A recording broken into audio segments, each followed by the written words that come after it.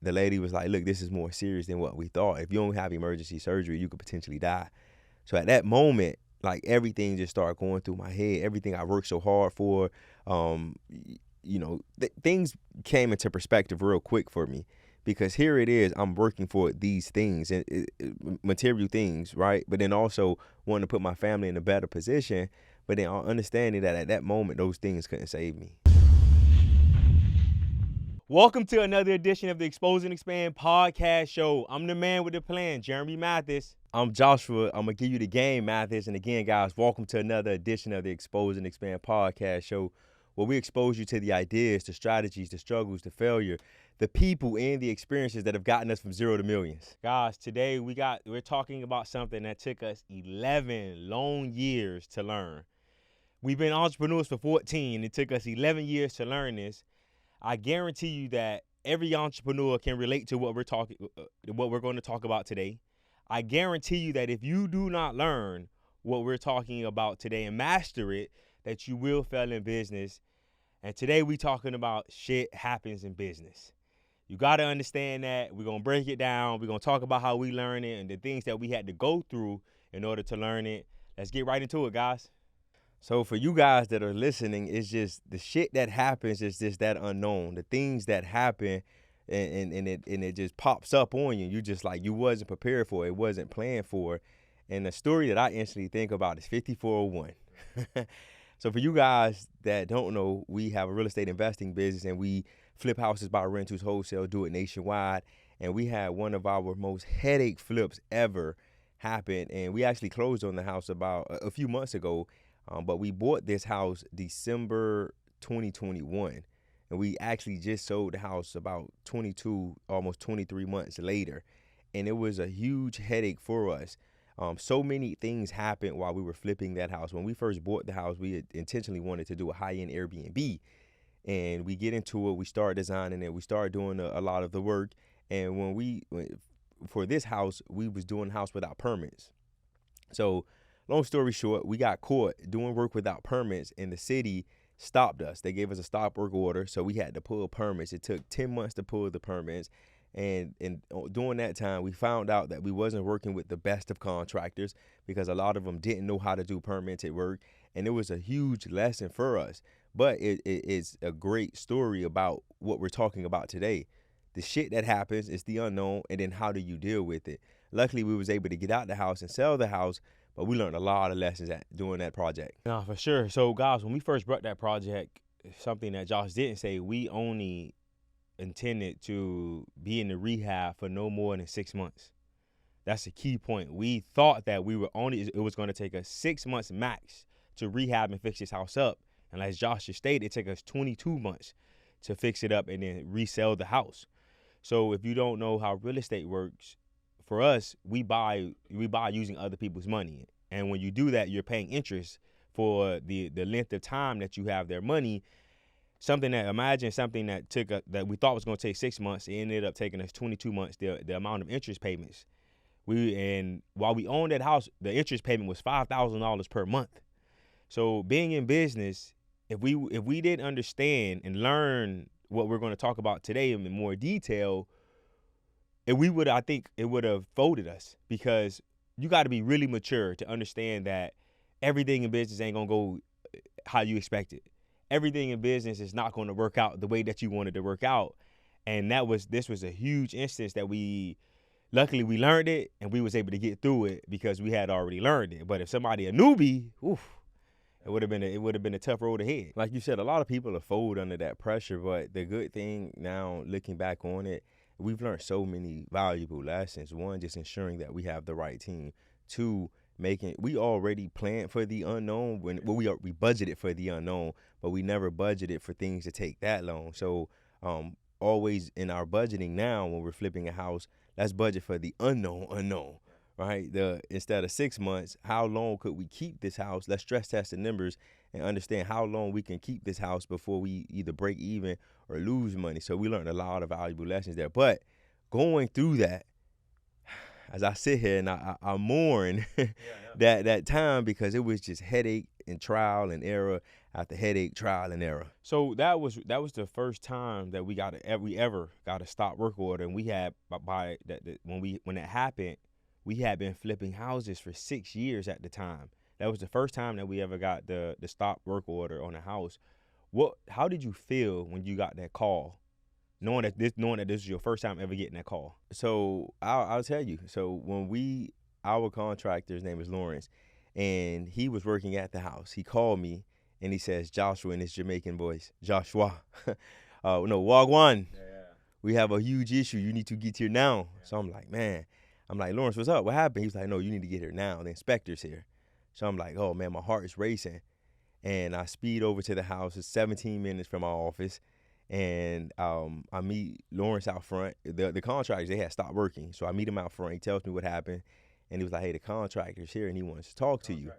I'm sorry, thank you. The county inspector is here and he wants to talk to you. And the inspector just told me, he kept it real. He was like, look, dude, I know what's going on here. I don't see any permits for this. You guys know you're in the wrong, and I need you to put permits for it. So at that time, luckily, we have wealthy relationships. We talked about this in episode, I think, 3 or 4.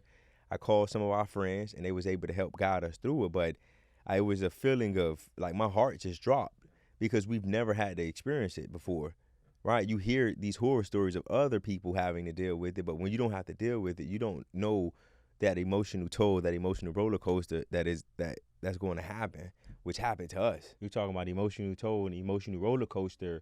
In business, guys, you got to understand that you are going to, if you don't learn how to remove your emotions from it, when things do happen and things do come up that is unexpected, you're going to put yourself through an emotional roller coaster if you don't learn how to detach from it.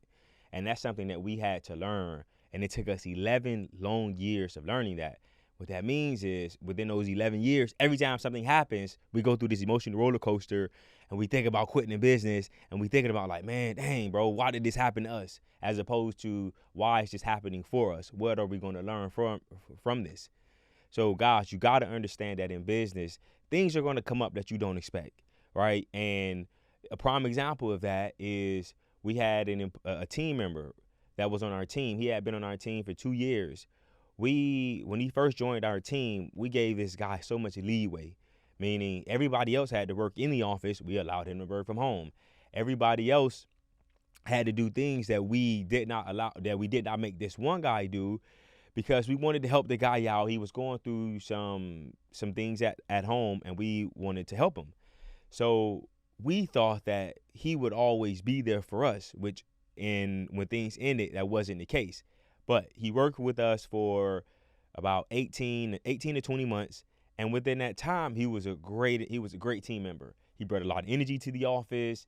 He did a lot of great work for us. He produced a lot of revenue for us. And everything was going well until we had a shakeup within our office. We got to a point where we let go a good portion of our team and we kept this guy on because he had done good work for us. He had been a great person, a great team member, and he's always been there for us. But in part of that shakeup, we changed his role, and I got very candid with him. And when I changed his role, I told him, I said, listen, man, I think you belong in a different role based off where we're going as a company. How do you feel about it? He was like, well, I don't really feel that strongly about it, but I understand what we're doing, and I understand the vision, and I want to be supportive. You guys have always supported me. I said, with this role change, we're going to increase your salary. We're going to give you a raise, and we're going to start you on Monday with this at a new pay and in your new role. This was on a Thursday. Friday, he came into the office. Everything was good. And then Monday morning, I remember driving into the office with a feeling of excitement because we had the previous week, we had just went over our new plan, the new vision for the company, what we're going to do. So I'm thinking we're finna hit the ground running on Monday and everything's going to be perfect. As I'm driving into the office, his number appears on my phone. I'm like, oh, I wonder why he's calling me. He never calls me in the morning. Call him. I pick up the phone. Hey, what's going on? Yeah, I've been thinking about this and I don't think this is the right thing for me. And last Friday was my last day. It was my last day. So in that moment, I felt like, dang, this is somebody who we helped out, who we allowed to work from home for a couple months while everybody else had to work in the office. We always supported this guy. And by the way, I had just given this guy a raise a couple days prior to him calling to quit. So you can imagine how I felt in that moment, thinking like, man, our plan is coming together, and then getting that call and my heart being broken. And luckily, we had already matured. This was after the 11 years of learning. And luckily, it hit me hard, but Josh had to remind me, bro, things happen. Everything is not going to work out the way that you want it to work out. Long story short, guys, remember, in business, things are going to happen. Remove your emotions from it because it's part of business. And the beautiful thing about business is and when things happen, when those unexpected things happen in business, is one thing that I've learned is being able, like you said, detaching the emotion from it, detaching that feeling from it, and saying, okay, what can we learn from this? And then certain times, or most times, when those bad things happen, you detach yourself from that negative emotion or that negative feeling, and you sit back and you analyze, you ask, why is this happening to me? And you start changing your perspective on it. That's when you start seeing the blessing in it. Because now that he's not here, we've been able to grow as people, we've been able to grow as leaders, and he was a good team member, but he wasn't the best. Yeah. And we want A players around us. So now that forces us to step up as leaders and go find the A player that we need to help bring that vision to reality. That sound good? Yes, all of that. But I ain't gonna lie, it hurt me a little bit to get that call. But luckily, we had been in business for so long, and it didn't sting as much. But what stung was that, dang, we've helped this guy out, and here he is. I felt at the time, here he is letting me down because he's a part of the vision that we had cast for the company. But going back to the message of today, you got to control the controllables. You can only control what you can control, and everything that's outside your control, just deal with it as it comes. And it's a part of life, and it's a part of business.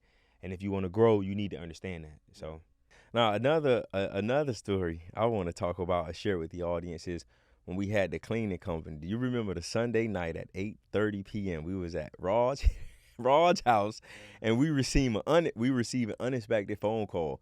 So for you guys that don't know, we used to own a cleaning company. It was a medical and commercial office cleaning business. Grew it and scaled the business and sold it within 18 months. But it was so many roller coasters with that business. And one of the biggest issues we had was the employee pool. And back to the story. So it's 8:30 at night. Jerm and I, we're at our coach's house, and we're sitting there, we're talking, we're having a good time, we're relaxing. And we had about 2 or 3 different crews at the time. So it was 2-man teams. They would go out and clean these offices. And they had this, they get started on Friday, and by Saturday evening, they needed to be finished with all the work. So they're supposed to check in with me and let me know that all the work is finished. So I reach out to everyone. It's about 6 o'clock on Saturday night. Everyone's like, yeah, our offices are clean. Everything is done. So I'm like, oh, we feel good. I can enjoy the rest of my weekend. So Sunday comes, and it's again, we're at Raw's house, sitting there having pizza. I remember we had a bunch of pizza. I remember this scene like it was yesterday. So we're sitting there at his house, we're eating a pizza, and I get a call from the cleaner. I'm like, what are they calling me for? 8:30 at night, right? It's 8:30 p.m. at night. Mind you now, the offices were supposed to be cleaned on Saturday by 6. So I get a call, and I answer the phone. And I remember her voice vividly. Hey, boss. I'm gonna just be honest with you. We lied to you. We said we was finished yesterday, but we didn't clean any of the offices. Me and my partner, we got into a fight, and she was like, this BITCH left me on the side of the road. So I need you to come pick me up with y'all equipment, and we got to go finish cleaning these offices. So I remember that moment, and it was just like, man, like we can't get a break with this company. So long story short, we go pick her up, and we just had to go clean 7 offices. So from about 9:15 at night to 7 the next morning, we was up all night cleaning offices. And the last office we cleaned, we were leaving the office, and the doctor and their staff was walking into the office. And at that moment, we knew we got to get rid of this company. Yes. We figured out, like, yeah, we got to get rid of this. We got to get out of this. But one of the things I want to do for the audience, if we're telling them to deal with the punches as they come, essentially, and just expect things to come up. When things come up, how do you process it, and how do you deal with it when the unexpected comes up? So for me, one thing, the old me, and while we were on that 11-year journey, I would get frustrated, and I would allow my emotions to get the best of me. But the new me, I take a step back. I always give myself 5 to 10 minutes to take a step back and analyze the situation and understand what's happening right now. What are the pros and cons? What are the risks? that are involved with what's going on, and what do we need to do in order to get the desired result that we wanted. So that's the first thing that I do. But then also understanding that I don't take things personal, whether it's with employees or whether it's with whoever. If that unexpected thing happens, I don't take it personal. Take a step back and just my mind instantly goes into solution mode. Because as the business owner, as the visionary, we always have to be solution oriented. So for me, I focus on the solutions. Okay, I don't want to focus on the problem. I can't control that the problem happened. I can only control how I respond to the problem. So let's figure out what these solutions are going to be. How about you? For me, when it comes to when it comes to dealing with things that come up unexpectedly and how I deal with it, I like to just take a deep breath, and I don't like to act. I don't like to speak. I just like to ask questions first to understand everything, to make sure I have a full understanding. Before, I would always jump to conclusions, right? Before I started to understand that, the stuff is going to happen in business, I would jump to a conclusion. Then after that 11-year journey of understanding, like, bro, you can only control the controllables. You can't take things personal. Take a breather and just relax, and then understand the scope of what's happening. Understand why the decision was made, and just started to really focus on, again, like I said, control the controllables, and just figure out, okay, what happened, why did it happen, and then where do we go from here? As opposed to, oh my God, why is this happening? Why is this happening to me? Why do I gotta go through this? And opposed to falling into victim mentality, I just really started thinking about, wow, here's another blessing. I changed my perspective. Say, man, this is another blessing. This is another growth moment for me, and this is a positive and not a negative. Because before, I would get heartbroken and like, man, this is a negative. Man, this is hurtful. As now, it's like, man, okay, I'm going to learn from this. I'm going to be better from this moment. It's just looking at it different. Just a perspective shift. We talked about this, I believe it was on episode 4, episode 5, where there's purpose behind your pain. And certain times in life, when you're going through pain, understand that there's purpose behind it. There's a lesson that you can grab from that. And then also understand that that is a growth opportunity for you, because that pain makes you get real uncomfortable. And the only way that you can grow is stepping outside of your comfort zone. So that's how you guys need to learn how to look at these unexpected events that happen in your life. I really believe that more people need to start talking about this on social media, because business owners are glorified on social media. Everything is perfect. Yeah. Everything is good. Everything is a highlight reel. Yep. But if you really in business and you really doing business, you really get things done, not every day, but almost every day is like a battle. It's like a war, essentially, where you're going into war. You don't know what's going to happen, because just like going to war, you can have a great plan. Like Mike Tyson said, everybody got a plan until they get punched in the mouth, right? And that's the same thing with business. We had a plan when that guy called and said, got a raise, and he called and said, you know what? I'm out of here. I'm quitting on y'all boys, right? So I think people need to understand that what's glorified on social media is not always the real thing. Business is, you got to understand that things are going to happen as unexpectedly. Like for us, when we brought the 12 units. We brought 12 units really close to our office, and before we purchased them, we were supposed to do an inspection on all 12. We did an inspection on only 10 of the 12 units. After we purchased the buildings, we understood why the owner only allowed us to inspect 10 out of the 12. Now we know we're going to inspect every single unit thoroughly before we purchase it, but we had to learn. We had to go through something in order to learn that, you know what, we're going to always inspect every unit. When we purchased these units, literally within 60 days after purchasing them, one of the ceilings collapsed in the tenant unit. You can only imagine getting that call at 10:30 at night. It's pouring down, raining. The tenant calls says, hey, my ceiling collapsed in my front room, and I think that I may be injured because of it. Not having any money in our bank account, not knowing how to deal with this, because I've never heard somebody deal with something like this, not even knowing who I can call in this moment for guidance and help. That was a scary moment. It took me 25 minutes to get there, and the entire 25 minutes I'm thinking about all the negative things, all the things that could possibly go wrong, as opposed to how do I be solution oriented and fix this problem? Because this happened within 11 years of us learning. I get there, fire department's there, the police there, it's sirens. I'm scared out of my mind. I don't want to talk to anybody because I'm thinking lawsuit, lawsuit. I'm thinking nothing but negative things. And then when I get there, I talk with the tenant and I apologize for it. And the tenant was more understanding than I thought they were going to be. She told me, listen, I understand that you guys just took over the building. I understand that you didn't know what was going on. Just help me and my family.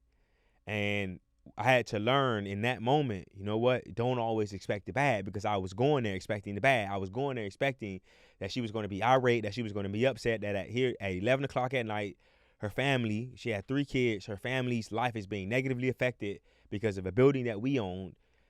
And when I got there, it was really more so a positive experience. I went into solution mode after I got my emotions in check. We moved her to a hotel. We kept her at a hotel for a couple of weeks until we had another vacant unit at the building, and everything actually ended up working out for our good. She did sue us, and that was another scary moment for us. But we learned that, again, what we're talking about today, if you do not learn how to master it, you will struggle in business. You got to understand that things are going to come up, and you got to be prepared for that. And the only way that you prepare for it is just going through it and is knowing that, you can only control the controllables. Yeah.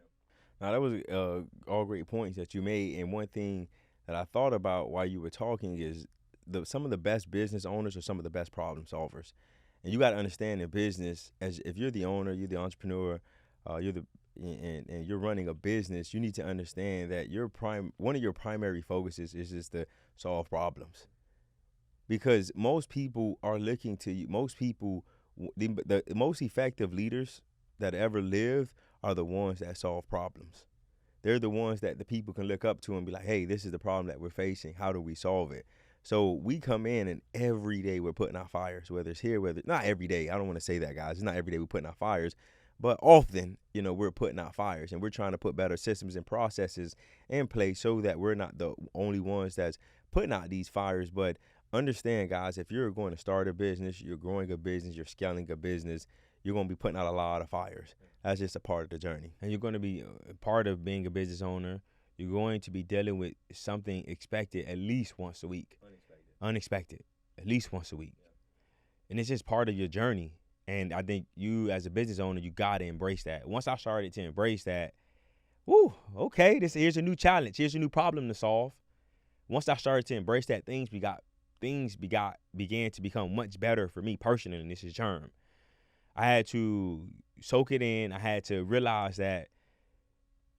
The way that I realized that things happen was just talking to more business owners and understanding that everything isn't sunshine and rainbows. Understanding that I ain't the only one that things are happening to unexpectedly. Understanding that other business owners are going through the same thing. They're going through the same battles every single day, every single week, every single month, every single quarter that I'm going through, of just waking up and dealing with the unexpected. Dealing with people that are quitting when you didn't expect them to quit after they got a raise. Dealing with the roof collapse. And dealing with so many issues that come up in business. So it's been an exciting journey. No, for sure. And even so, for us, talking about the unexpected, we brought in a producer to help us with the podcast. Yeah. And, things were great. We were excited about this guy, like super, super excited. Like, man, this guy is going to be amazing. And the couple of weeks he's been with us, he's shown like, yo, this is the guy that we need. But he let us know, hey, guys, I want to go chase my dreams and chase my visions. And when he told us that news, that hurt. It hurt because, again, we put a plan in place. We know where we're trying to go. And then for him to unexpectedly come and say, hey, guys, this has been a great journey these last couple of weeks, but I want to go chase my dreams and my goals. Like that, for me, it was shocking and it hurt me. But then also I understand that things happen. And I'm proud of him for stepping up and saying, hey, like, I want to chase my dreams. And one thing that Josh said earlier that I want to touch on to that point, you cannot take it personal. Yeah. You cannot take people's decisions for what they think is the best for them personal. Yeah. You can never do that, because when you take it personal, that's when you really start to lose. I said at the beginning in the intro that if you don't master and learn that you control the controllables and don't take things personal, you will lose in business if you don't master that. So for us, yes, it hurt both of us, but we understood that he had to do his best for him, and that's part of business. So, yeah. Nah, the last thing I want to talk about, because I just thought about this because sometimes it's not just in business. Sometimes it's shit that happens in your personal life that can affect your business. One for me was the divorce that I went through. But the story that I do want to tell is November 18th, 2020. My life changed. And it was at that day was, I'll give you guys the story. My stomach got hard as a rock, and I didn't know what was happening. So I thought I had to go poop and use the restroom. It wasn't that. I thought I had cramps. It wasn't that. So within 10 minutes, I'm laying on my couch and I couldn't move, and my stomach's hard as a rock. So like everybody, I go on Google and I self-assess what's happening to me. And my queen, she was like, "Look, man, you need to go to the hospital." So I get to the hospital. I go, and this is during COVID, so I'm in that joint alone. Nobody with me, nobody to talk to, nobody to comfort me, and I couldn't even move. So I'm in a wheelchair. I'm in the hospital. They take me to the back, and the doctor comes in, and he's trying to feel on my stomach, and he was like, "Yeah, I think it's the hernia." He said I could push it back in. I'm like, "Nah, bro, because you touched me like this, and it was hurting." So he tried twice to push the hernia back in, and it didn't go back in. But then there was another doctor, and that's why I just believe that we all have angels watching over us. That's another doctor that walked in, and she was like, "I think this is more serious than hernia. I don't think it's a hernia event that's happening." So they made me drink Gatorade because supposedly that makes your stomach glows. I go and I have an emergency CAT scan, and the lady was like, "Look, this is more serious than what we thought. If you don't have emergency surgery, you could potentially die." So at that moment, like everything just started going through my head. Everything I worked so hard for,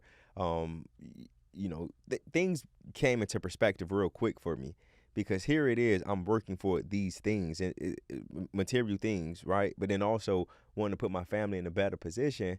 But then understanding that at that moment, those things couldn't save me. At that moment, all that hard work, energy, and effort that I gave couldn't save me.